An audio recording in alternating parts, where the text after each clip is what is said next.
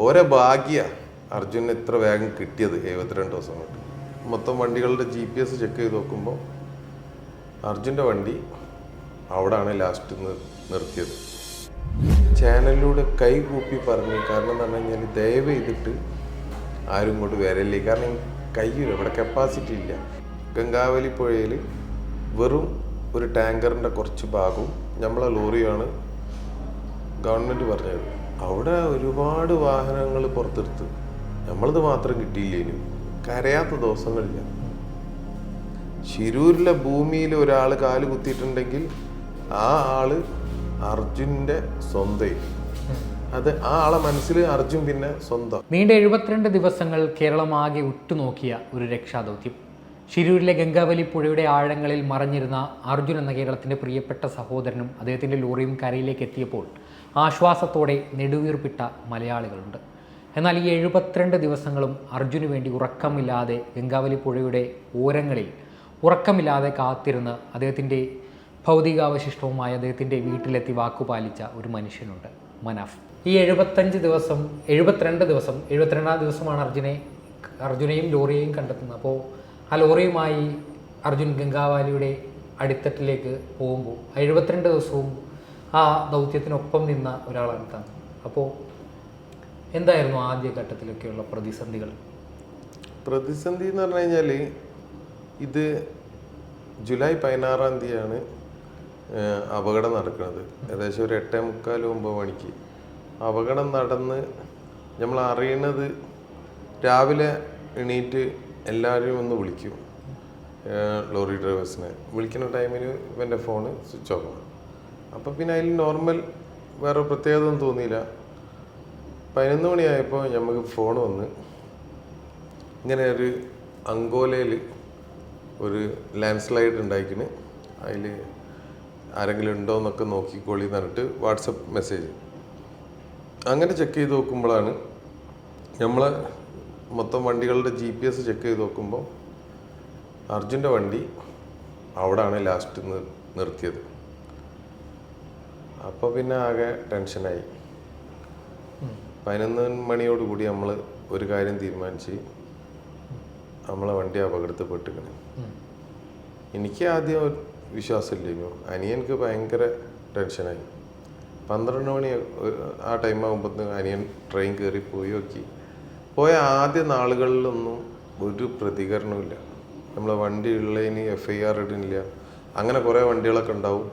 അത് കിട്ടുമ്പം വിളിക്കുക, ഫോൺ നമ്പർ കയറിയാറുണ്ട്. വല്ലെന്തോ പേഴ്സ് കളവ് പോയ മാതിരി അത്ര ലാഘവേ. അതിന് ഞാനടക്കം പിറ്റേ ദിവസം മുതലെത്തി നമ്മൾ ശ്രമിച്ചിട്ട് കിട്ടിയില്ല. ഇപ്പം എന്താ പറഞ്ഞു കഴിഞ്ഞാൽ ഞാൻ മൂന്നാമത്തെ ദിവസമാണ് ഞാൻ പോകുന്നത്. ഞാൻ നേരെ പോകുന്നതിന് മുമ്പേ ഞാൻ പോകാൻ കാരണം എന്താണെന്ന് പറഞ്ഞാൽ ഇത് തീരെ മുന്നോട്ട് പോകില്ല, രക്ഷാപ്രവർത്തനം തീരെ പോകില്ല. അപ്പോൾ പിന്നെ എന്താക്കിയ അനിയനെ പറഞ്ഞ് ഞാനും വരികയാണ് എന്ന് പറഞ്ഞ് അങ്ങനെ ഓരോ ഫാമിലിയും സംസാരിച്ച് നമ്മളൊരു കോഴിക്കോട് നിന്നൊരു ചാനലുകാരെല്ലാവരും MP രാഘവേട്ടൻ്റെ ഓഫീസിലേക്ക് രാഘവേട്ടൻ MP രാഘവേട്ടനെ മൂപ്പര ഓഫീസിലേക്ക് വിളിച്ചു വരുത്തി നമ്മൾ അവിടുന്ന് കാര്യങ്ങളൊക്കെ ചാനലിലൂടെ സംസാരിച്ചു. അതിനുശേഷം ഞാൻ എന്താക്കി ഇവരെ കൊണ്ടുപോയിട്ട് അർജുൻ്റെ സിസ്റ്റേഴ്സിനെ കൊണ്ടുപോയിട്ട് ഞാൻ തിരിച്ച് വീട്ടിൽ കൊണ്ടാക്കി കൊടുത്തു. വൈഫിന് കൊണ്ടാക്കി കൊടുത്ത്. അപ്പം അച്ഛൻ എന്നോട് പറഞ്ഞത് സങ്കടപ്പെട്ടിട്ട് പെട്ടുപോയിട്ടുണ്ടെങ്കിൽ ഓനെ കിട്ടിയില്ലെങ്കിൽ അവൻ്റെ ബോഡിയെങ്കിലും കൊണ്ടുപോയി തരണേ എന്നാ പറഞ്ഞു ആദ്യഘട്ടത്തിൽ. മൂപ്പർക്ക് ഒരു കാര്യത്തിൽ അങ്ങനെ ഒരു ഇത് വന്നു കഴിഞ്ഞു. ഞാൻ പറഞ്ഞു ഇല്ല, നമ്മൾ ജീവനോടെ തന്നെ കൊണ്ടുവരും, റിങ് ചെയ്യണ്ടല്ലോ മൊബൈൽ, ഞാൻ പോവുകയാണ്. അങ്ങനെ രാവിലെ നമ്മളവിടെ എത്തുമ്പോഴത്തേക്കും മാധ്യമങ്ങളിലൊക്കെ അറിയാൻ തുടങ്ങി. ബ്രേക്കിംഗ് ന്യൂസായിട്ട് കൊടുത്തിരുന്നു ചാനലുകാർ, ഏഷ്യാനെറ്റ്, റിപ്പോർട്ടർ, എല്ലാ ചാനലും കൊടുത്തു. പിന്നെ അങ്ങനെ അവിടെ ഞാൻ എത്തുമ്പോഴത്തേക്കും എന്തായി തന്നെ പതുക്കെ എന്തായി തന്നെ നമ്മളെ തീരെ മൈൻഡേ ഇല്ല. പിന്നെ അവിടുന്ന് അങ്ങോട്ട് ഒരു പ്രശ്നങ്ങളും ഇതും ഒക്കെ ആയി നിരന്തരം ഫൈറ്റ് ചെയ്തിരിക്കണം ഈ വിഷയത്തിൽ. ഒരുപാട് പ്രാവശ്യം അടിയിട്ടീന്. അവസാനം ഒരു റിസൾട്ടിലേക്ക് എത്താൻ ഒരു നല്ലൊരു എന്താ പറയുക ഒരു എഫേർട്ട് എടുക്കേണ്ടി വന്നു. അവസാനം റിസൾട്ട് കിട്ടി. ആ ഒരു രക്ഷാപ്രവർത്തനത്തിൻ്റെ ആ ഘട്ടങ്ങളിലൊക്കെ ചേട്ടന് ഒരുപാട് മെസ്സേജുകൾ വന്നിട്ടുണ്ട്. നീ അവനെ എവിടെയോ പോയി കൊന്നു കളഞ്ഞതാണ്, എന്നിട്ട് നാടകം കളിക്കുകയാണ് ചാനലുകളുടെ മുന്നിൽ വന്നൊക്കെ. ആ സമയത്ത് എന്താ തോന്നിയേ? ആ സമയത്ത് ഇവിടെ സ്വാഭാവികമായിട്ടും വിഷമം തോന്നും. ഞാൻ ഭ്രാന്തനെ പോലെ കരഞ്ഞിക്കണം. ഒരു ഫ്ലാറ്റ് എടുത്ത് നിന്ന്. കാരണം എന്ന് പറഞ്ഞു കഴിഞ്ഞാൽ ഇന്ന് കിട്ടും നാളെ കിട്ടും എന്ന് വെച്ചാൽ പൈസൻ്റെ ചിലവ് ഭയങ്കര. അതിൻ്റെ ഇടയിൽ സ്റ്റാർട്ടിങ് ടൈമിന് കേരളത്തിൽ നിന്നുള്ള ആളുകളെ വരവും ഒരുപാട് ആൾ വന്ന് ഒരാളെ പോലും നമ്മൾ റോട്ടുമൊക്കെ കിടത്തിയില്ല. റിസോർട്ട് വരെ എടുത്തിട്ടാണ് അവിടെ. വേറെ ഒന്നുമില്ല അവിടെ താമസിക്കാൻ, ഭക്ഷണത്തിന് ഒരു ബുദ്ധിമുട്ടുണ്ടാക്കിയില്ല. ഇതൊക്കെ വയനാട്ടിലാവുമ്പോൾ എല്ലാം ഫ്രീയാണ്. ഇവിടെ ഫ്രീ ഇല്ല, ഇവിടെ ഒന്നും ഫ്രീ ഇല്ല. ഇവിടെ എല്ലാം പണം കൊടുക്കണം. അങ്ങനെ ഞാൻ ചാനലിലൂടെ കൈ കൂപ്പി പറഞ്ഞു. കാരണം എന്ന് പറഞ്ഞു കഴിഞ്ഞാൽ ദയവ് ചെയ്തിട്ട് ആരും ഇങ്ങോട്ട് വരല്ലേ. കാരണം കഴിയില്ല, ഇവിടെ കപ്പാസിറ്റി ഇല്ല. പിന്നെ ആർക്കും രക്ഷാദൗത്യത്തിൽ പങ്കെടുക്കാൻ സമ്മതിക്കില്ല. ആദ്യ നാളുകളൊക്കെ ഉണ്ടായിന്, രക്ഷാദൗത്യത്തിൽ മലയാളികളൊക്കെ ഉൾപ്പെടുത്തിയിരുന്നു. പിന്നീട് അങ്ങോട്ട് പിന്നെ പ്രശ്നമായിപ്പോയി. അങ്ങനെ ഒരു എന്താ പറയുക, ഒരു ടൈപ്പ് ജീവിതത്തിലേക്ക് ഇങ്ങനെ പോവുക. വാടകയ്ക്ക് വീട്ടിൽ 72ാമത്തെ ദിവസം അർജുനെ കിട്ടണത്. ഞാൻ ഒരു 68ാമത്തെ ദിവസമായിരിക്കും വീട്ടിലേക്ക് ഒരു പായ് വാങ്ങണത്. നിലത്ത് വിരിക്കണേ മറന്നുപോയി. എനിക്കതൊന്നും എൻ്റെ തലയിലില്ല. ഞാൻ ജസ്റ്റ് എൻ്റെ ഷോൾഡർ ബാഗ് തലയണയാക്കി ഉപയോഗിച്ചിട്ട് നിലത്ത് അങ്ങോട്ട് കിടന്നുറങ്ങല.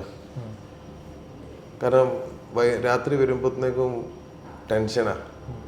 ഓരോ ദിവസവും രാത്രി ഭയങ്കര ടെൻഷനാണ്. അത് കിട്ടിയില്ലല്ലോ എന്നുള്ള എന്താ പറയുക. അപ്പോഴത്തേക്കും രാവിലെ ആകുമ്പോൾ അർജുൻ്റെ അമ്മൻ്റെ മെസ്സേജ് ഉണ്ടാവും. പേടിയാണ്, എന്തായിരിക്കും ഇപ്പം അതിൽ എന്ന് പറഞ്ഞിട്ട് തുറന്നു നോക്കുമ്പോൾ ഫുൾ പോസിറ്റീവ് ആയിരിക്കും. നമ്മളെ തളരാതെക്കാനുള്ള എല്ലാ കാര്യവും അമ്മ ചെയ്യും പോസിറ്റീവായിട്ട്. അതൊരു ബന്ധമാണ്. ഈ 72 ദിവസം കൊണ്ട് അർജുനെ നഷ്ടപ്പെട്ട് സത്യം. പക്ഷെ ഒരുപാട് ബന്ധങ്ങൾ ആയി. ഇന്നിപ്പോൾ ഞാൻ കോഴിക്കോട് നിന്ന് ഇങ്ങോട്ടേക്ക് കാർ ഓടിച്ച് വന്നപ്പോൾ എൻ്റെ അഭിപ്രായത്തിൽ ചുരുങ്ങിയതൊരു 500 ആളെങ്കിലും വിളിച്ചിട്ടുണ്ടാവും. അതിൽ പകുതിക്ക് കൂടുതൽ അമ്മമാരാ. ഞാനിതൊന്നും ചെയ്തിട്ടില്ല സത്യത്തിൽ. ഞാൻ എൻ്റെ കടമകളാണ് ചെയ്തത്. ഒരു ലോറി ഉടമ എന്ന നിലയിൽ അതെ, അതിൻ്റെ കടമ, അതെ, ബന്ധം പ്രകാരം ഞാനൊരു കടമ ചെയ്ത്. അത് വലിയൊരു എന്താ പറയുക, വലിയൊരു ജേണി ആയിപ്പോയി എനിക്ക്. 72 ദിവസം എന്ന് പറഞ്ഞാൽ 72 കൊല്ലം സമയം. ഈ ഒരു 72 ദിവസത്തിനിടയ്ക്ക് നിരാശനായി ഇനി ഈ തെരച്ചിലിനൊരു അർത്ഥമില്ല, മടങ്ങി പോകുക, യാഥാർത്ഥ്യം ഉൾക്കൊള്ളുക എന്നൊരു ചിന്തയൊന്നും ഉണ്ടായില്ല? ആ കാര്യത്തിൽ നിരാശ, കിട്ടായിട്ടുള്ള നിരാശ ഉണ്ട്. മടങ്ങി പോവുക എന്നുള്ളത് ഇമ്പോസിബിളാണ്. അച്ഛനൊരു വാക്ക് കൊടുത്തിട്ടുണ്ട്. അതെ, അതിനി ഓരോ ഭാഗ്യ അർജുന് ഇത്ര വേഗം കിട്ടിയത്. 72 ദിവസം കൊണ്ട് കിട്ടിയില്ലെങ്കിൽ ഇനി 2 കൊല്ലം കഴിഞ്ഞിട്ടാണ് കിട്ടണമെങ്കിൽ 2 കൊല്ലം വരെ ഞാൻ ഓരോ ബുദ്ധിമുട്ടിക്കും. അതിലൊരു സംശയമില്ല. ഈ കർണാടക സർക്കാരിന്റെ ഇടപെടൽ എത്രത്തോളം ഫലപ്രദമായിരുന്നു? തീർച്ചയായിട്ടും കർണാടക ഗവൺമെന്റിന്റെ ഒരു പ്രശ്നങ്ങളൊന്നുമില്ല. ഇത് ചില ആളുകളുടെ ഒരു പ്രശ്നങ്ങൾ. ഈഗോ ഭയങ്കര അവിടെ പ്രശ്നമാണ്. ഈഗോന്റെ മുകളിൽ തന്നെ ഒക്കെ ഉള്ളത്. ബാക്കി ഗവൺമെന്റ് എന്ത് ചെയ്യാനാ? ഗവൺമെന്റ് ഇപ്പം എന്താ പറയുക, ഞാൻ നിങ്ങളൊരു ജോലി ഏൽപ്പിച്ച് നിങ്ങളാ ജോലി ചെയ്തോളണം. നിങ്ങളവിടെ ബുദ്ധിമുട്ടിക്കാൻ നിന്ന് കഴിഞ്ഞാൽ എന്ത് ചെയ്യാനാ? എനിക്കൊന്നും ചെയ്യാനില്ല. ഇതിന്റെ ഇടയ്ക്ക് കേരളത്തിൽ നിന്നുള്ള മാധ്യമങ്ങളടക്കം അങ്ങോട്ടേക്ക് അവിടെ ക്യാമ്പ് ചെയ്ത് ഒരുപാട് 72 ദിവസത്തിൽ ബഹുഭൂരിപക്ഷ സമയം 3 ഘട്ടങ്ങളിലാണ് ഈ തെരച്ചിലുണ്ടായത്. 1ാം ഘട്ട തെരച്ചിൽ പിന്നെ നിർത്തിവെച്ച്, 2ാം ഘട്ട തെരച്ചിൽ നിർത്തിവെച്ച്, പിന്നെ 3ാം ഘട്ടത്തിലാണ് ഇത് കണ്ടെത്തുന്നത്. ഈ ഘട്ടങ്ങളിൽ മുഴുവൻ കേരളത്തിലെ എല്ലാ മീഡിയാസും, മെയിൻ സ്ട്രീം മീഡിയാസ് മെയിൻലി, അതേമാതിരി തന്നെ യൂട്യൂബ് ചാനലുകൾ ചിലത് നല്ലത്, മോശം ഭയങ്കര വൃത്തിയിട്ട മോശം ചാനലുകളുണ്ട്, അല്ലാത്ത നല്ല ചാനലുകൾ, ഇവരൊക്കെ എന്തായാലും. പിന്നെ കേരളത്തിലെ അമ്മമാർ, ഫാമിലി, മക്കൾ, കുട്ടികളെ ഫേവറേറ്റ് ആളേനെ അർജുൻ. ഇന്നിപ്പോൾ വൈകാരികമായിട്ടുള്ള ഒരു അടുപ്പം അധികമായിട്ടുണ്ട്. ഇന്ന് വരുമ്പോൾ ഓരോ സ്ഥലത്ത് നിർത്തുമ്പോഴും ആളുകൾ കുട്ടികളാണ് ചോദിക്കുന്നത്. അതായത് ഒരു എന്താ പറയുക, എന്തൊന്നാണ് അർജുൻ അങ്ങനെ ആയിപ്പോയി. അതിൽ സപ്പോർട്ടീവായിട്ട് മീഡിയാസ് നല്ല സപ്പോർട്ടീവ്, ഒരിക്കലും മറക്കാൻ പാടില്ല. ഒരിക്കലും നമ്മളെ ഫാമിലിയോ അർജുൻ്റെ ഫാമിലിയോ ഒന്നും മീഡിയാസിനെ മറക്കുകയില്ല ഈ കാര്യത്തിൽ. ആത്മാർത്ഥമായിട്ട് ഇന്ത്യൻ്റെ ചരിത്രത്തിൽ ആദ്യമായിട്ടായിരിക്കും അർജുനെ കിട്ടിയതിന് ശേഷം കുറച്ചു നേരം എല്ലാവരുടെ ചാനലും നിന്നിട്ടുണ്ടാവും. കുറച്ച് നേരം പൊട്ടിക്കരയുന്നു ഓരോ മാധ്യമപ്രവർത്തകരും. അതെന്ന് പറഞ്ഞു കഴിഞ്ഞാൽ അതെങ്ങനെ പറഞ്ഞു കഴിഞ്ഞാൽ അതിൽ നിന്ന് നോക്കണം. നിന്ന് കഴിഞ്ഞാൽ നിങ്ങളാ ഒരാളയക്കും. ശിരൂരിലെ ഭൂമിയിൽ ഒരാൾ കാല് കുത്തിയിട്ടുണ്ടെങ്കിൽ ആ ആള് അർജുൻ്റെ സ്വന്തമായിരിക്കും. അത് ആ ആളെ മനസ്സിൽ അർജുൻ പിന്നെ സ്വന്തം, അതിലൊരു സംശയമില്ല. ഇതിനൊപ്പം തന്നെ അർജുൻ്റെ രക്ഷാദൗത്യത്തിൽ നിർണായക സ്വാധീനമായ ഒരുപാട് മനുഷ്യർ, പേരറിയാത്ത മനുഷ്യർ, അങ്ങനെ പലരും വന്നിട്ടുണ്ട്. അതിൽ എടുത്തു പറയേണ്ടതാണ് ഈശ്വർ മാൽപ്പേ എന്ന് പറഞ്ഞ മനുഷ്യൻ. അതെ, തീർച്ചയായിട്ടും അയാളെ ഈശ്വരൻ തന്നെ പറഞ്ഞേച്ച്. ഞാൻ അയാളെ വിളിക്കല് മാജിക് മൽപ്പേ എന്നാണ്. അയാൾ ഭയങ്കര മാജിക്കാരനാണ്. മൽപ്പയിലുള്ള ഒരു മജീഷ്യനാണ് അയാൾ. അയാൾ വെള്ളത്തിൻ്റെ അടിയിൽ പോയിട്ട് പൊന്തുമ്പോൾ എന്തെങ്കിലും എടുത്തിട്ടാണ് വരിക. കാരണം തന്നെ ഇതിലൂടെ കുറേ കാര്യങ്ങൾ തെളിയിച്ച്. അർജുന് കിട്ടിയത് നമുക്ക് വേറെ സ്ഥലത്തു നിന്നാണെങ്കിലും ഞാൻ പറഞ്ഞ കാര്യങ്ങളുണ്ടായിരുന്നു. ഈ ഗംഗാവലി പുഴയിൽ വെറും ഒരു ടാങ്കറിൻ്റെ കുറച്ച് ഭാഗവും നമ്മളെ ലോറിയാണ് ഗവൺമെൻറ് പറഞ്ഞത്. അത് അവിടുത്തെ ജില്ലാ അധികാരികൾ. പക്ഷേ അവിടെ ഒരുപാട് വാഹനങ്ങൾ പുറത്തെടുത്ത്, നമ്മളത് മാത്രം കിട്ടിയില്ലേനും. അപ്പം എന്നെ എല്ലാവരും കുറ്റപ്പെടുത്താൻ തുടങ്ങി. ഈ വേറെ എവിടെയും കൊണ്ടുപോയി വെച്ചിട്ട് അവനെ കൊന്നിട്ടുണ്ടാവും.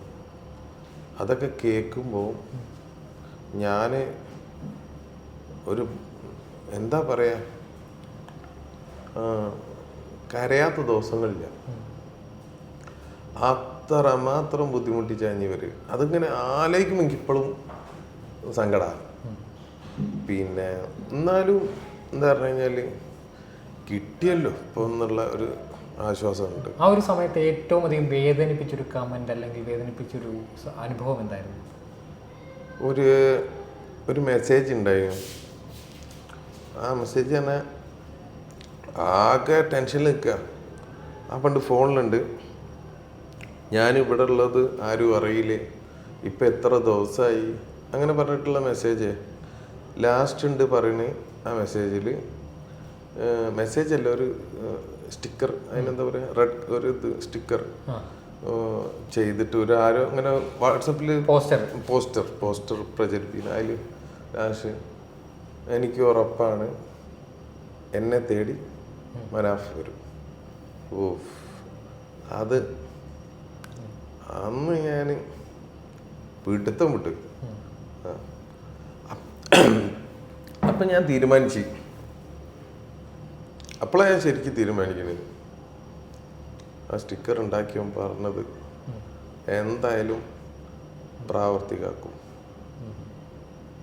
അങ്ങനെ തന്നെ ആയി. എന്തായാലും കേരളത്തിൻ്റെ ഗവൺമെൻറ്റിൻ്റെ ഇടപെടൽ എത്രത്തോളം ഉണ്ടായിരുന്നു? കർണാടകത്തിലാണ് സംഭവം നടന്നത്. അപ്പോൾ കേരള ഗവൺമെൻറ്റിൻ്റെ ഇടപെടൽ എത്രത്തോളം ഉണ്ടായിരുന്നു? തീർച്ചയായിട്ടും സ്റ്റാർട്ടിങ് മുതൽ നമ്മൾ ഈ വിഷയം പുറത്ത് വിട്ട മുതൽ തന്നെ ഗണേഷ് കുമാർ സാറ് എല്ലാവരെയും പറഞ്ഞയച്ചിരിക്കുന്നു. RTOനെ പറഞ്ഞയച്ചിരിക്കുന്നു. പിന്നെ കേരളത്തിൻ്റെ RTO, കേരളത്തിൻ്റെ പോലീസും RTO, ഫയർഫോഴ്സ് ഉണ്ടെന്ന് തോന്നുന്നു. ആരൊക്കെ ഉണ്ട്, ഇവരൊക്കെ ഉദ്യോഗസ്ഥന്മാർ. എനിക്ക് ഇവരൊന്നും ശ്രദ്ധിക്കാൻ കഴിഞ്ഞില്ല.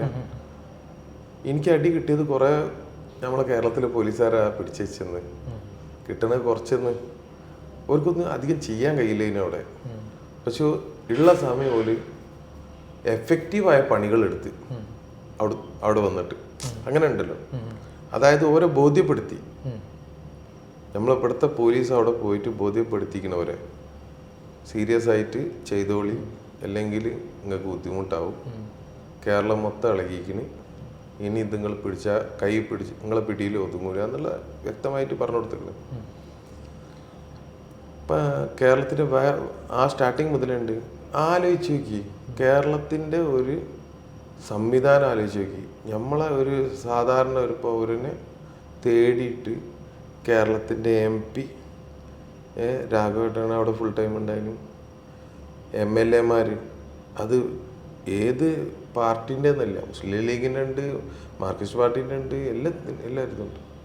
രാഷ്ട്രീയം നോക്കാതെ അതായത് നമ്മളവിടെ കുറേ മെസ്സേജാണ് കൊടുത്തിട്ട് പോകുന്നത്. മെസ്സേജുകളുടെ കലവറാണ് നമ്മൾ അവിടെ ഇട്ട് പോകുന്നത്. ഇന്ത്യൻ്റെ ചരിത്രത്തിൽ ആദ്യമായിട്ട് ഒരു ലോഡ് മെസ്സേജാണ് അവിടെ, സന്ദേശങ്ങൾ. അതെ അതെ അതെ. അതായത് എന്തൊക്കെ സന്ദേശങ്ങൾ നമ്മൾ കൊടുത്തുപോയി അവിടെ.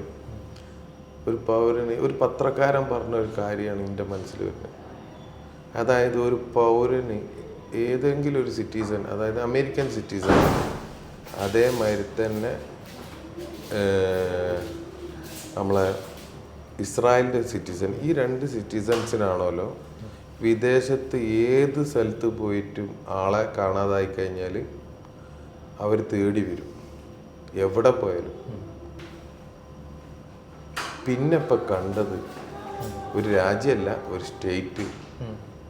ആ സ്റ്റേറ്റിൻ്റെ ഒരു സിറ്റിസണായ അർജുനെ തേടിയിട്ട് ആ കേരളം തന്നെ കൊച്ചു സ്റ്റേറ്റിൽ നിന്ന് മൊത്തം സംവിധാനം അവിടെ ഇറങ്ങി പ്രവർത്തിച്ചു. അതിൻ്റെ വിജയമാണ് ഇപ്പം ഇത്. ഈ അർജുനെ കണ്ടെത്തിയപ്പോഴുള്ള ഒരു മാനസികാവസ്ഥ എന്തായിരുന്നു? അർജുനെ ഇല്ല, കണ്ടെത്തിയില്ലെങ്കിൽ ഞാൻ പെട്ടുപോയി. കുറ്റപ്പെടുത്താൻ ഒരുപാട് ആളുകൾ, പിന്നെ മതം നോക്കി തീർച്ചയായിട്ടും പല പല കോണിലും പറഞ്ഞ്. ഇന്ന് അവൻ്റെ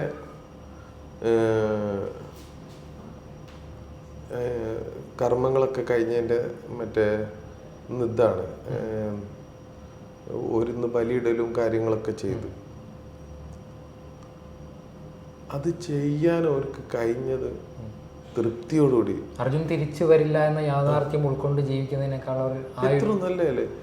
ഈ ഒരു മനാഫ് ഇങ്ങനെ ക്രൂശിക്കപ്പെട്ടിട്ട് പിന്തിരിഞ്ഞു പോയിട്ടുണ്ടെങ്കിൽ എന്താ വരും? അതെ, ഒരു ശരീരമാണല്ലോ, അതിനൊരു ടൈം ഉണ്ടല്ലോ.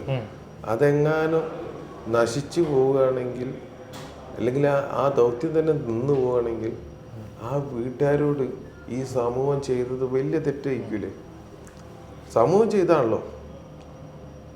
ആ വീട്ടുകാരും ചിലപ്പം പിന്മാറേണ്ടി വരും. ശക്തരല്ലല്ലോ അവർ. സാധാരണ പാവപ്പെട്ടവർ, എന്താ പറഞ്ഞു കഴിഞ്ഞാൽ ഒരു നാട്ടുംപുറത്തുള്ള ഒരു ഫാമിലി, ഭയങ്കര അഭിമാനികളാണ്. ആ ഫാമിലി പരമാവധി ശ്രമിച്ച് ഒരുപ്പോൾ ഞാനും ഈ കുത്തുവാക്കുകൾ കേട്ട് ജീവിക്കേണ്ടി വരും. എന്താവേനും കാലാകാലം ആ രഹസ്യം ഗംഗാവലി പോയാൽ അടിഞ്ഞു കിടക്കും, ഒരിക്കലും പുറത്തു വരില്ല. എന്ത് വലിയ തെറ്റാണ് ഈ സമൂഹം ചെയ്തത്. മനസ്സമാധാനത്തോടെ ഉറങ്ങാൻ പറ്റും. ഇനി ഞാൻ ഉറങ്ങിയില്ലേ മനിയാന്നു, അടിപൊളി ഉറക്ക്. ഇതുവരെ ഉറങ്ങിയില്ല, 72 ദിവസം ഉറങ്ങിയിട്ടില്ല. എൻ്റെ റൂമിൽ ഞാൻ ചോക്ക് കൊണ്ട് എഴുതണ ആളെ, ചോക്ക് എടുത്ത് ചുമരുമ്പോൾ ഫുള്ള് എഴുതിക്കണേ. എന്നെ കൊണ്ട് പറ്റും പറ്റും പറ്റും അങ്ങനെ ഭ്രാന്തായിപ്പിക്കുന്നു. ഇപ്പം പോയി, ഞാൻ നോർമലായി. അർജുനൊരു വേദനയാണ്, അതിനപ്പുറം ആ കുടുംബത്തിന്. അതെ അതെ അതെ, തീർച്ചയായിട്ടും. വാക്ക് എന്നുള്ള വേർഡ് വളരെ ചെറുതാണ്, പക്ഷെ ആ വേർഡിൻ്റെ എന്താ പറയുക, ആ വാക്ക് എന്ന് പറഞ്ഞാൽ വേർഡ് ചെറുതാണെങ്കിലും ആ ഭയങ്കര പവർഫുള്ള സാധനമാണ്. അത് പാലിക്കാൻ കഴിയണമെന്നെങ്കിൽ കുറേ കഷ്ടപ്പെടേണ്ടി വരും. അല്ലെങ്കിൽ ആ വേർഡ് ഉപയോഗിക്കുകയേ ചെയ്തു. കീശയിൽ എപ്പോഴും എടുത്ത് വെച്ചാൽ മതി, പുറത്തെടുക്കരുത്. ആ വേർഡ് ഒരാളെ മുന്നിൽ വാക്ക് എന്ന് പറഞ്ഞ വേർഡ് കൊടുത്തു കഴിഞ്ഞാൽ പിന്നെ അത് പാലിക്കണം. ഞാൻ എൻ്റെ ലൈഫിൽ ഏറ്റവും കൂടുതൽ ഒരാൾക്ക് വാക്ക് കൊടുത്താൽ ഞാൻ പാലിക്കും. അതന്നെ നമുക്ക് കൊടുക്കാനുള്ള സന്ദേശം.